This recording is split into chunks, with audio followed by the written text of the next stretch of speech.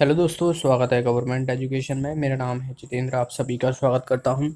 तो दोस्तों, इस वीडियो में हम मैथ्स के क्वेश्चन देखेंगे जो कि 20 क्वेश्चन है। और जेल पहरी में जो है 20 क्वेश्चन ही आते हैं। बाकी आप एमपीएसआई कांस्टेबल की प्रिपरेशन कर रहे हैं तो मैथ्स का जो लेवल रहता है वो यही लेवल रहता है। उसमें ज़्यादा कुछ अंतर नहीं आता है। तो आप जो व्यापम के एग्ज़ाम होते हैं उसमें इसी तरीके के क्वेश्चन पूछ लिए जाते हैं, तो वही मैंने लिए हुए हैं। ओके। बाकी के हमने जो प्रीवियस ईयर के क्वेश्चन है कांस्टेबल, एसआई और जेल पहरी, बाकी अदर एग्ज़ाम के, तो वो आपको प्लेलिस्ट मिल जाएगी हर एग्ज़ाम की, तो वो आप देख सकते हो किस तरीके के क्वेश्चन पूछे जाते हैं। तो देखिए यहाँ पर फर्स्ट क्वेश्चन की तरफ मूव करते हैं। तो पहला क्वेश्चन है यहाँ पर, 10 वस्तु का क्रय मूल्य 15 वस्तु के विक्रय मूल्य के समान है, तो लाभ या हानि प्रतिशत ज्ञात कीजिए। तो बहुत ही आसान सा क्वेश्चन है। देखिए 10 वस्तुओं का क्रय मूल्य जो है वो यानी कॉस्ट प्राइस जो है वो 15 वस्तुओं की सेलिंग प्राइस यानी विक्रय मूल्य के बराबर है। तो यहाँ से हमें कॉस्ट प्राइस और सेलिंग प्राइस का रेशियो मिल जाएगा। तो मैं एसपी को इधर ले लेता हूँ और 10 को इधर भेज देता हूँ, तो यहाँ से ये हट जाएगा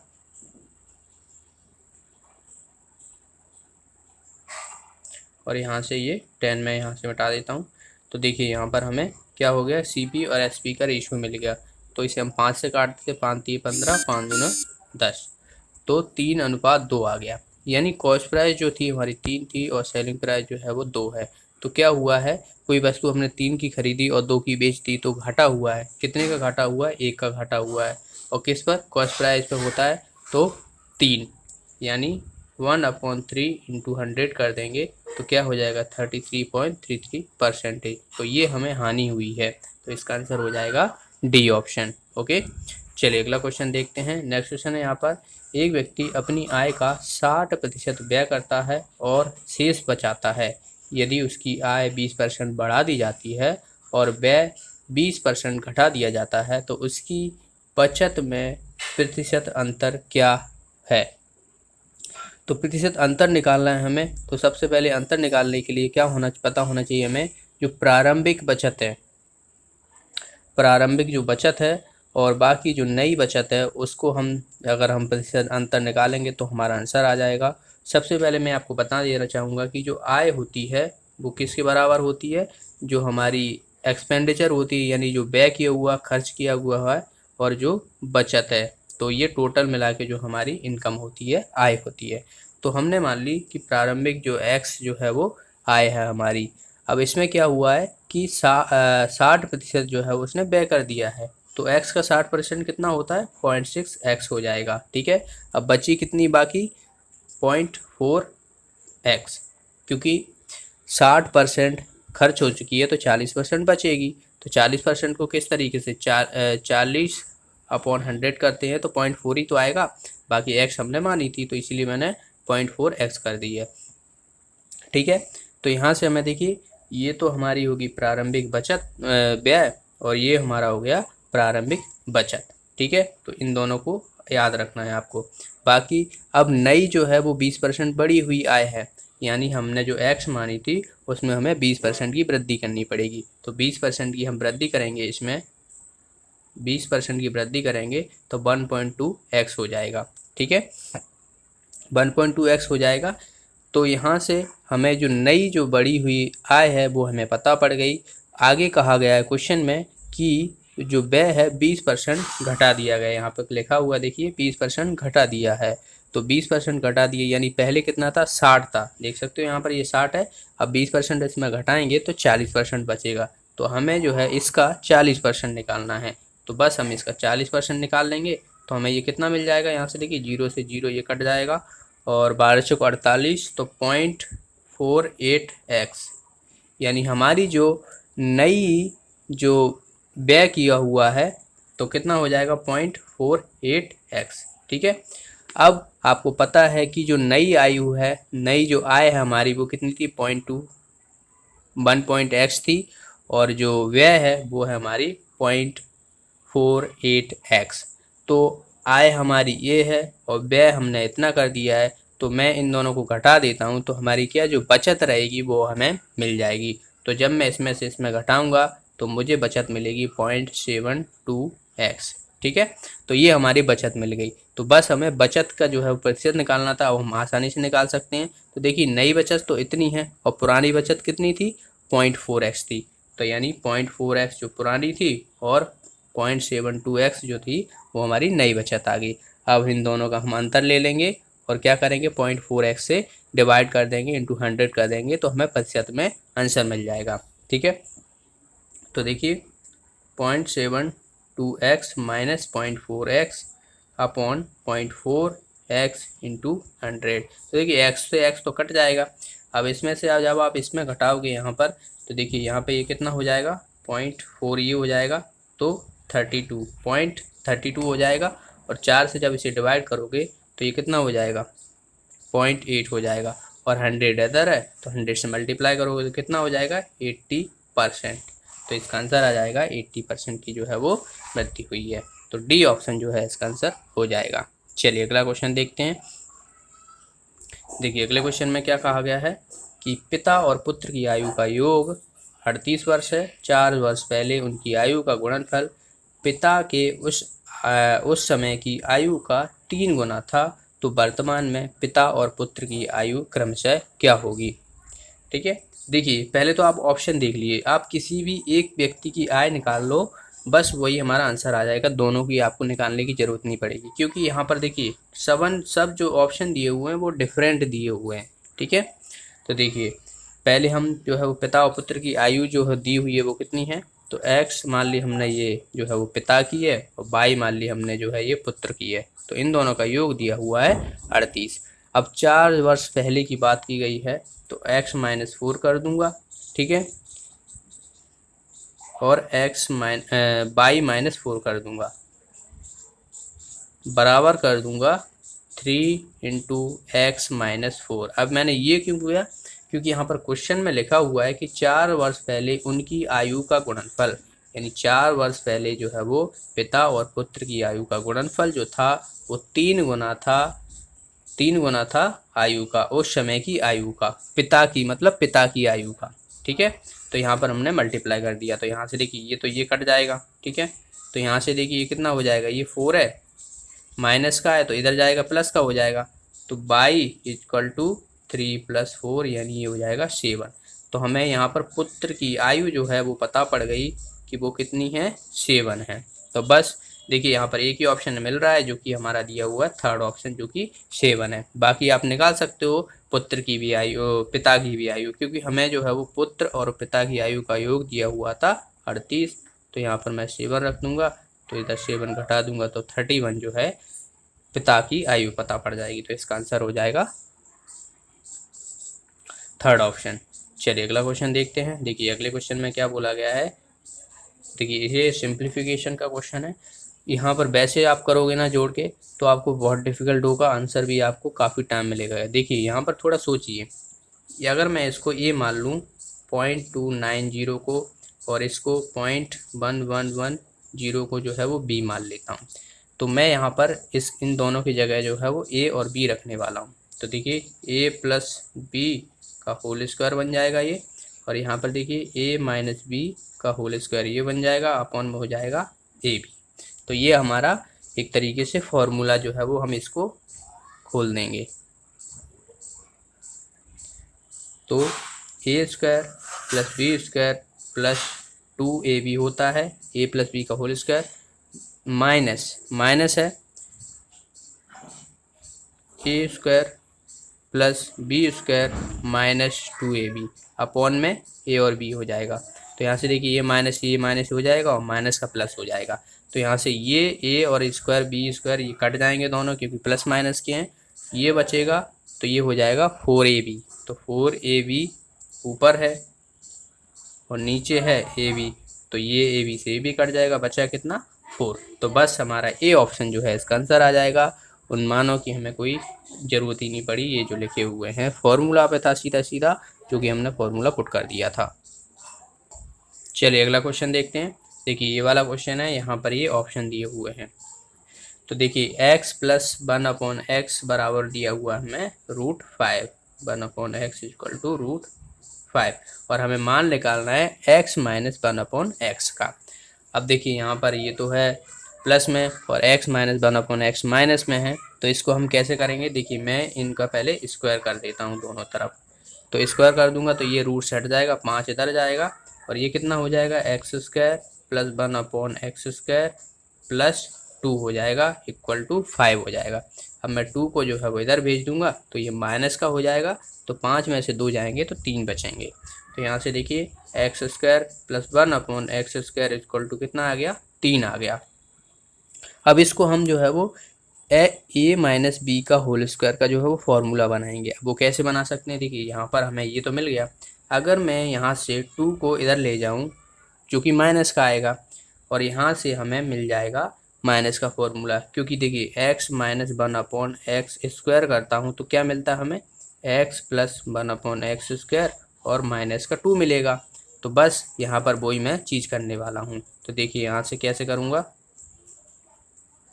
यहाँ से 3 को जो है मैं 2 प्लस 1 में तोड़ लूँगा और 2 को इधर ले जाऊँगा जो कि माइनस का हो जाएगा। तो x square plus 1/x square minus 2 equal to 1। अब देखिए हमारा ये जो है वो फॉर्मूला बन जाएगा a माइनस बी का होल स्क्वायर का। तो यहाँ से देखिए x minus 1/x equal to कितना आ जाएगा? 1 आ जाएगा।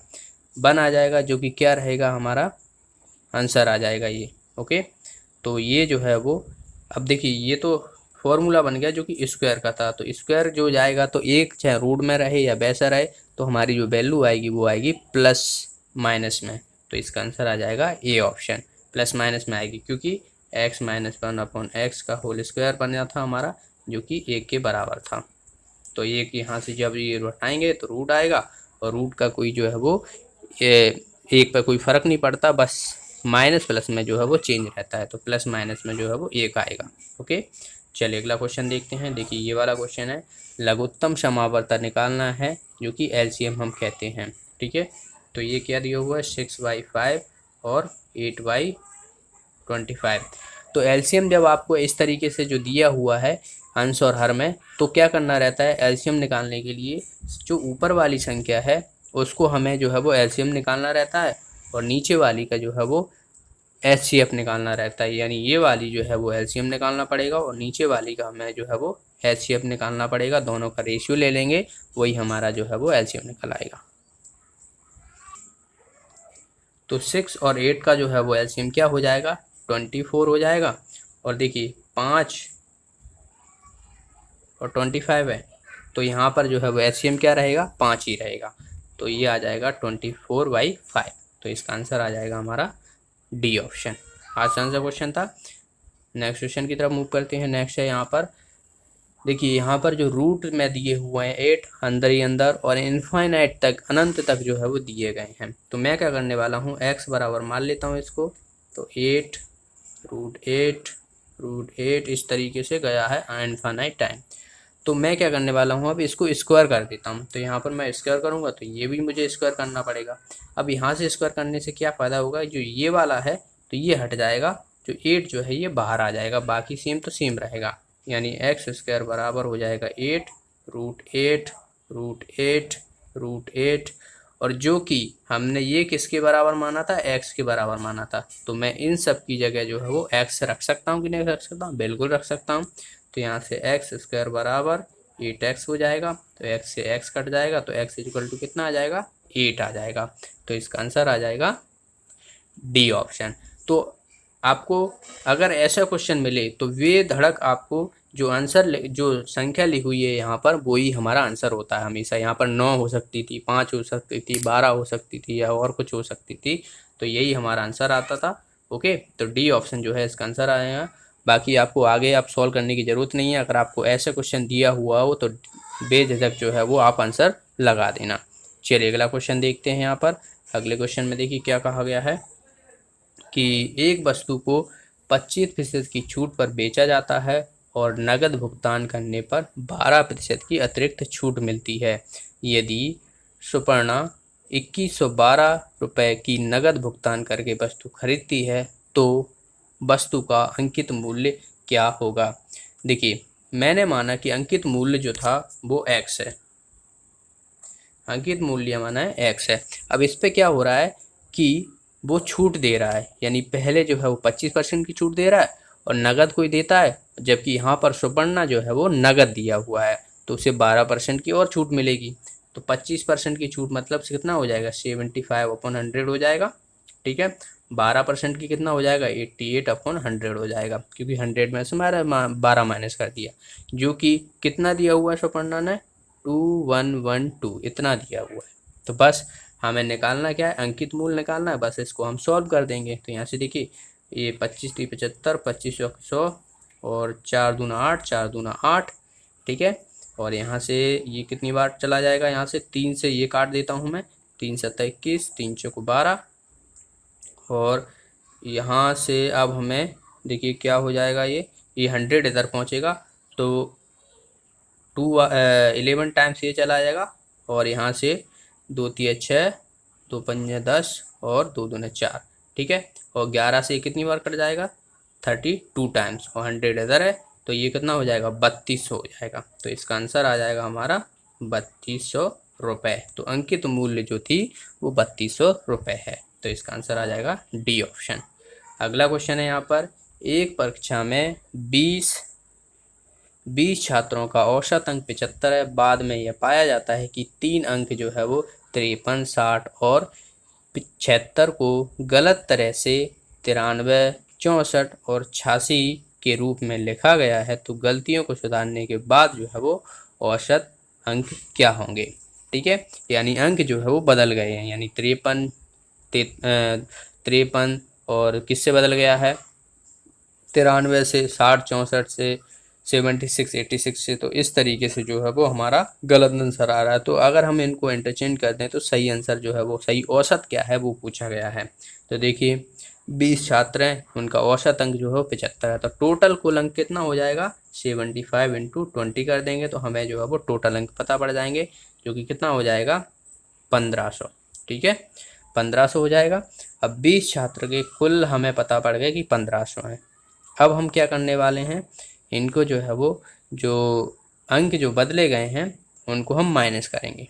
ठीक है, यानी 1500 minus 93 plus 64 plus 86 plus 53 plus 60 और प्लस 76। ठीक है, ये वाली संख्या अलग है, ये वाली अलग है। तो ये क्या हो जाएगी, ये देखिए यहाँ पर ये टोटल जोड़ोगे ना, तो यहाँ से देखिए कितना हो जाएगा, 6 और 4 10 3 13। ठीक है, 8 और 6 8 और 6 14 14 और यहाँ से 3, तो ये हो जाएगा 24, यानी 243। तो ये 243 हो जाएगा, इनको जोड़ेंगे तो यहाँ से देखिए 6 9 ये हो जाएगा, 7 और 6 दूनी 12 और 6 3 18, तो 89 ये हो जाएगा पूरा, 189।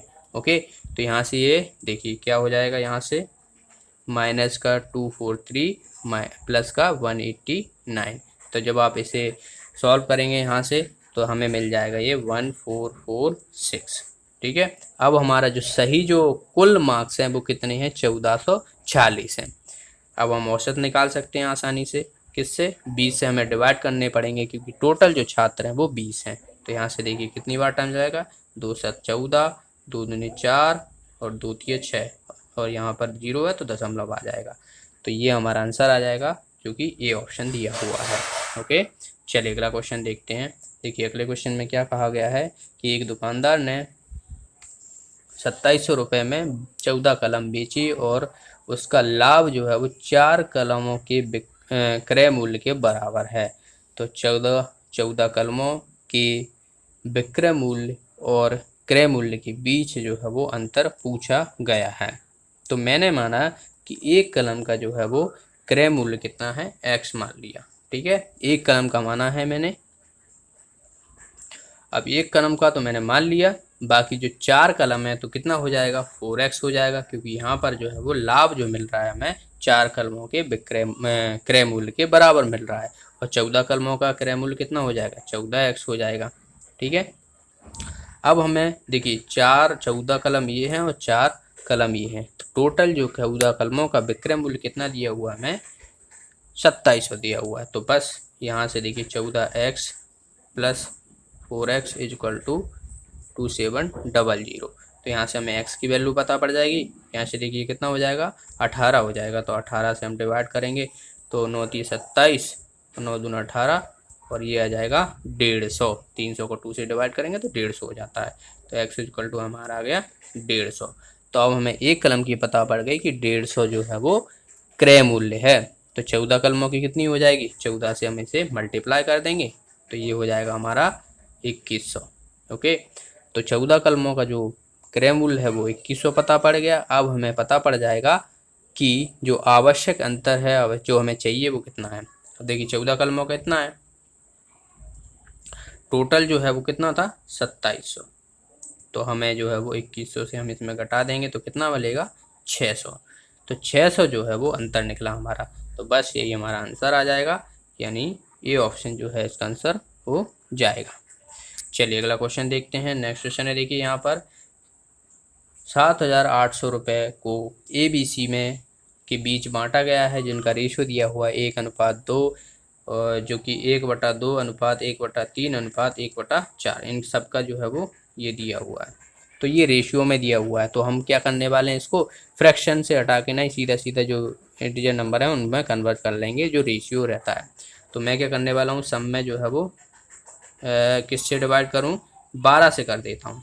ठीक है, 12 से मल्टीप्लाई कर देता हूँ, डिवाइड नहीं। तो हमें जो है वो इंटीजर मिल जाएंगे। तो यहाँ से देखिए 6 टाइम ये जाएगा, 4 टाइम ये जाएगा और 3 टाइम्स ये जाएगा।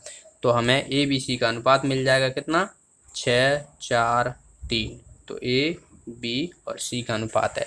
अब हमें पता है कि टोटल जो राशि है वो कितनी है, 7,800। तो ये भी जो टोटल है ये भी तो बांटी गई है, तो ये टोटल जो है वो कितनी है, 13 है, जो कि किसके बराबर हो जाएगी, 7800 के। तो ए की वैल्यू यहाँ से देखोगे कितनी मिलेगी हमें, 13×78, ओके 600 मिलेगी। अब हमें पूछा गया है कि बी का जो है वो कितना अंश है। बी में कितना है, यहाँ पर 4 है, तो एक की वैल्यू कितनी है 600, तो 4 की वैल्यू कितनी हो जाएगी, 6 चौक 2400। तो 2400 जो है वो बी का अंश होगा। तो इसका आंसर आ जाएगा सी ऑप्शन। ओके, चलिए अगला क्वेश्चन देखते हैं। यहाँ पर देखिए ये जो है वो थोड़ा रीजनिंग का क्वेश्चन है, लेकिन मैथ्स में भी आपको देखने को मिल जाती है क्वेश्चन। यहाँ पर थोड़ा ट्रिक लगाना पड़ेगी, आपको देखना पड़ेगा। देखिए 6 का अनुपात दिया हुआ 2:1:5 के, तो ये जो है वो 6 का क्यूब है और उसमें से 1 माइनस किया हुआ है। 6 का क्यूब होता है 216, उसमें से 1 माइनस करोगे तो कितना आ जाएगा, 215। इसी तरीके से अगर मैं 12 का करता हूँ, तो 12 का अगर आपको याद भी नहीं है तो लास्ट का यूनिट डिजिट देख लो आप। ठीक है, यूनिट डिजिट देख के किया करो। तो यूनिट डिजिट देखोगे तो 2 का अगर आप क्यूब करते हो तो 8 आता है यूनिट डिजिट लास्ट का। अगर मैं इसमें से 1 माइनस कर दूं तो कितना आ जाएगा, यूनिट डिजिट हमारा 7 आ जाएगा, जो कि हमारा एक ही ऑप्शन दिया हुआ है जो कि CU है। ठीक है, बाकी अगर आपको 12 का क्यूब करना है तो क्यूब कर लीजिए और 1 माइनस कर दीजिए, तब भी हमारा यही आंसर आया है। लेकिन आप यूनिट डिजिट से करोगे ना तो आपका टाइम भी बचेगा, जो कि आप आगे वाले क्वेश्चन में अगर कुछ अटकते हो तो वो आपको हेल्प कर जाएंगे वहाँ पर। ओके, चलिए अगला क्वेश्चन देखते हैं। देखिए इस क्वेश्चन में क्या बोला गया है, सिंप्लीफिकेशन है, आसान सा क्वेश्चन है। 13 का स्क्वायर दिया हुआ है, -14 का स्क्वायर दिया हुआ है और प्लस का 17 स्क्वायर -250 इक्वल टू दिया हुआ हमें रूट में जो प्रश्नवाचक चिन्ह है। तो ये हमें निकालना है कि क्या होगा। तो आप ऐसे क्या करो कि यूनिट डिजिट देख लो, आपको यूनिट डिजिट देख लोगे तो बहुत आसान होगा इसका क्वेश्चन जो है वो सॉल्व करने में। तो पूरा जोड़ घटाना जो है वो आपको पूरी संख्या का नहीं करना पड़ेगा, क्योंकि यहाँ पर ऑप्शन दिए हुए हैं तो सभी के जो हैं वो अलग अलग हैं। देखिए सबका यूनिट डिजिट जो है वो अलग है, 6 है, 1 है, 9 है, 4 है। तो इसीलिए ऐसे क्वेश्चनों को आप पहले यूनिट डिजिट देख लिया करो, उसके बाद जो है वो सॉल्व किया करो। तो देखिए 13 का स्क्वायर हमें पता है 169 होता है, 14 का 196 होता है और प्लस 17 का 289 होता है और -250 इक्वल टू दिया हुआ हमें √x। तो अब हम यहाँ से लास्ट की यूनिट डिजिट जो है वो उठाएंगे। ठीक है, तो यहाँ से देखिए पहले ये माइनस माइनस के तो इन्हें जोड़ेंगे तो 6, और तो यहाँ से हमें 6 मिलेगा यूनिट डिजिट। ठीक है, और यहाँ से देखिए कितना मिलेगा, 9 दूना 18, तो यानी 8 ये मिलेगा। अब ये 8 ये है और 6 ये है, तो जाहिर सी बात है ये जो संख्याएं हैं वो छोटी रहेंगी इससे। तो मतलब 8 में से हमें 6 घटाना रहेगा, तो कितना हो जाएगा, 2 आ जाएगा। तो लास्ट का यूनिट डिजिट जो रहेगा हमारा 2 रहेगा। अब देखिए लास्ट का यूनिट डिजिट हमें 2 मिल गया, जो कि रूट दिया हुआ है। अब यहाँ से रूट हटाओगे ना तो स्क्वायर करना पड़ेगा तभी तो रूट उठेगा, और जो कि हमें इसकी वैल्यू निकालनी है। तो 2 का स्क्वायर कितना होता है, 4 होता है। तो बस देखिए 4 जो रहेगा वो हमारा जो लास्ट यूनिट डिजिट रहेगा वही हमारा आंसर होगा। तो एक ही ऑप्शन दिया हुआ है जो कि डी ऑप्शन है, जो कि 144 दिया हुआ है। मतलब जो संख्या होगी वो हमारी 12 होगी, तो इसका स्क्वायर करोगे तो 144 आएगा। ओके, तो ऐसे क्वेश्चनों को यूनिट डिजिट से किया करो, बहुत ही आसान तरीके से आप कर सकते हो। चलिए अगला क्वेश्चन देखते हैं। देखिए ये दिया हुआ है 0.4 का स्क्वायर प्लस 0.04 का स्क्वायर प्लस 0.004 का स्क्वायर दिया हुआ है और सबको हमें जोड़ना है। तो बहुत आसान है, आसानी से कर सकते हो। देखिए 0.4 है तो ये कितना हो जाएगा स्क्वायर, 1.16 हो जाएगा, प्लस ये 0.04 है तो 0.0016 हो जाएगा, क्योंकि डबल जीरो हो जाएगी और 4 का स्क्वायर हो जाएगा। इसी तरीके से आगे वाली करोगे तो 0.00 और 0.04 आएंगे जीरो, और 4 का स्क्वायर कितना हो जाएगा, 16 हो जाएगा। बस इनको जोड़ लो। तो यहाँ से देखिए ये 4 है तो मतलब यहाँ पर 0.0 ये आ जाएगा, और यहाँ पर ये 0.0 आएगा, क्योंकि पॉइंट जो लगा रहता है वो पॉइंट के नीचे ही लिखा रहता है संख्या का। कभी भी जोड़ आप पॉइंट में जो संख्या रहती है तो वहीं से जो पॉइंट के नीचे है वहीं से लिखा जाता है। मतलब देखिए यहाँ पर कुछ इस तरीके से जो है वो संख्या है, तो 0.00 0.16 यही हमारी संख्या थी तीनों। ये इसका स्क्वायर था, ये इसका, और ये इसका। तो बस अब इसको जोड़ देंगे तो देखिए यहाँ पर ये 16 16 16 है, तो सब पॉइंट 16 16 16 16 हो जाएगा। तो यही हमारा आंसर आ जाएगा। तो देखिए हमारा कौन सा ऑप्शन है इसमें दिया हुआ है, पहला ऑप्शन दिया हुआ है, तो ये ऑप्शन जो है वो इसका आंसर हो जाएगा। ओके, चलिए अगला क्वेश्चन देखते हैं। 5 क्रमागत विषम संख्याओं का योग अंतिम संख्या से अधिक, जो 48 अधिक है, तो पहली और दूसरी संख्या का औसत पूछा गया है। ठीक है, ध्यान से सुनिए। 5 क्रमागत विषम संख्याओं का योग जो है वो अंतिम संख्या से 48 अधिक है। जो अंतिम संख्या है उससे कितना है, 48 अधिक है। ठीक है, तो सबसे पहले हमें जो संख्याएं हैं वो पांचों हमें देखनी पड़ेंगी कौन कौन सी हैं, और जो पांचवी संख्या जो अंतिम संख्या आएगी तो उसमें 48 जोड़ देंगे तो हमारे जो है वो जो योग आ जाएगा सभी का, पांचों संख्या का। तो मैंने मान लिया कि जो देखिए विषम संख्या है तो x मैंने मान ली कि विषम संख्या है, तो पहले x प्लस 2 करूँगा तो मुझे विषम संख्या मिलेगी, क्योंकि क्रमागत संख्याएं बोली हुई है। अगर मैं 1 जोड़ दूंगा तो मुझे सम संख्या मिलेगी, तो इसीलिए मैंने 2 जोड़ा। क्योंकि विषम संख्या में अगर आप सम संख्या जोड़ते हो तो हमेशा ही विषम संख्या मिलेगी। इसी तरीके से आगे जोड़ूंगा। ठीक है, तो यहाँ से देखिए कौन सी, 1 2 3 1 2 3 4 और एक और हमारी हो जाएगी 5 बराबर अंतिम संख्या से कितना है, 48 अधिक। अंतिम संख्या हमें कितनी मिली, x प्लस 8, तो इसमें मैं कितना और जोड़ दूंगा, 48 और जोड़ दूंगा। तो यहाँ से मैं इधर लिख रहा हूँ ये ऊपर, तो यहाँ से 8 प्लस 48। ठीक है, तो यहाँ से देखिए ये तो ये कट जाएगा, तो इसका तो कुछ मतलब नहीं निकला। 6 और 4 10 और 2 12, तो 12 मैं इसमें से घटा देता हूँ। बाकी जो x बची ये कितना हो जाएगा, 4x ही हो जाएगा। तो 48 इसमें जाएगा यानी 36 ही हो जाएगा। तो 4 और 4, तो 4x इजक्वल टू कितना हो जाएगा, 36। तो x इजक्वल टू कितना आ जाएगा, 9। तो x इजक्वल टू हमारा आ गया 9, और हमें पूछा गया कि पहली और दूसरी संख्या का औसत क्या है। तो पहली 9 है, इसमें कितना जोड़ना है, 2 और जोड़ देंगे तो 11। अब दोनों संख्याएं कितनी हो गई, 9 प्लस 11, तो कितना हो जाएगा 20। दो संख्याएं तो 2 से हम डिवाइड कर देंगे, क्योंकि दो संख्याओं का औसत पूछा गया है। तो कितना हो जाएगा 10।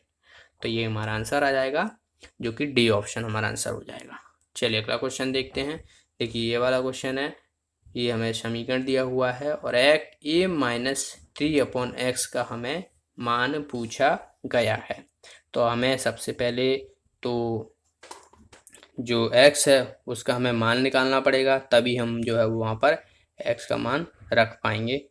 तो यहाँ से देखिए अब क्या हो जाएगा, हमें यहाँ पर ये क्वेश्चन में मिस्टेक है। पहले तो यहाँ पर x माइनस 3/x है, दरअसल ये a नहीं है, यहाँ पर x माइनस 3/x है, तो ये करेक्शन कर लीजिएगा।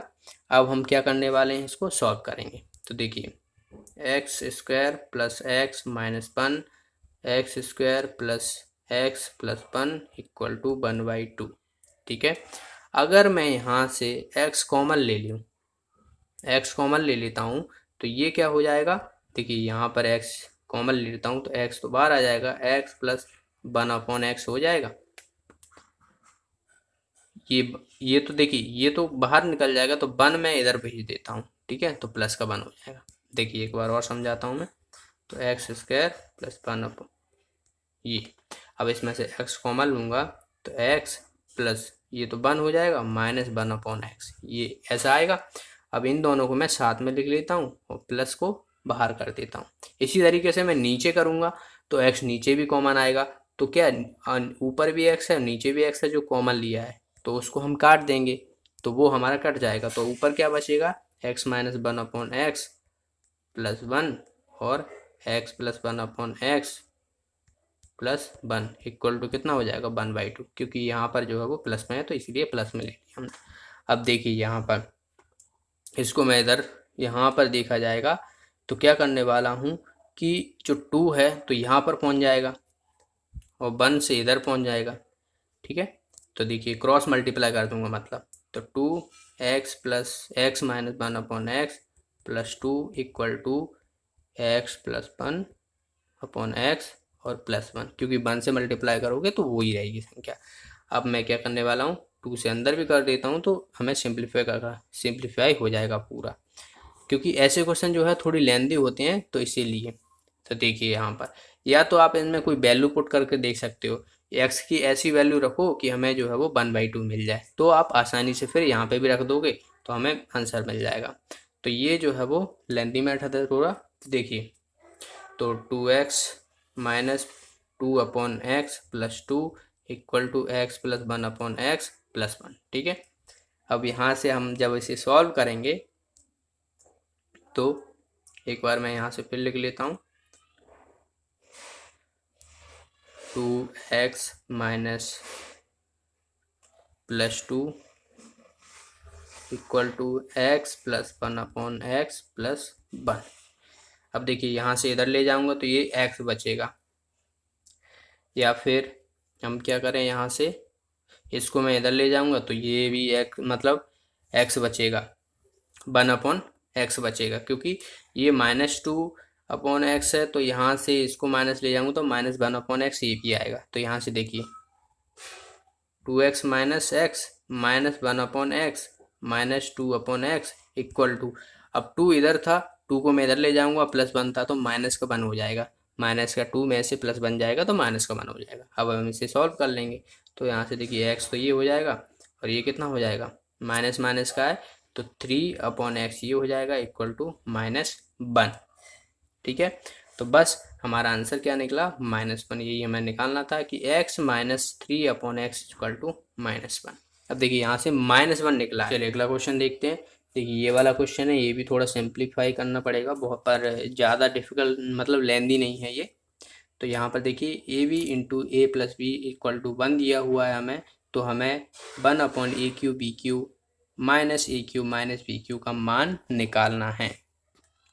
तो वही निकाल लेते हैं। देखिए